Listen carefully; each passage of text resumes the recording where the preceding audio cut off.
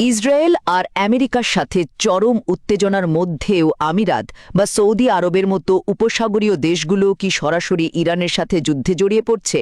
আর কেনই বা এটা পুরো বিশ্বের জন্য একটা বিশাল চিন্তার বিষয়? চলুন সেটাই আজ আমরা খুব সহজে বুঝে নিই।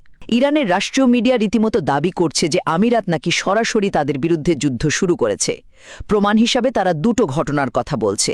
গত ১ এপ্রিল তারা একটি অত্যাধুনিক ড্রোন ধ্বংস করেছে, আর ২২ মার্চ খোদ ইরানের জাস্ক দ্বীপের আকাশে আমিরাতের একটি ফাইটার জেটকে আটকে দিয়েছে।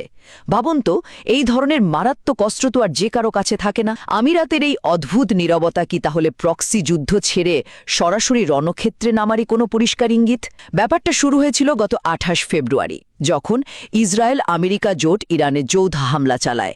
এর পাল্টা জবাব দিতে গিয়ে ইরান কিন্তু শুধু ইসরায়েল নয়, বরং জর্ডান, ইরাক এবং উপসাগরীয় এলাকায় থাকা মার্কিন ঘাঁটিগুলোতেও একযোগে ড্রোন ও মিসাইল ছুড়তে শুরু করে। বুঝতেই পারছেন, এই ঘটনাটা যেন পুরো মধ্যপ্রাচ্যে নামের বারুদের স্তূপে আক্ষরিক অর্থে একটা নতুন দেশলাই জ্বালিয়ে দিয়েছে।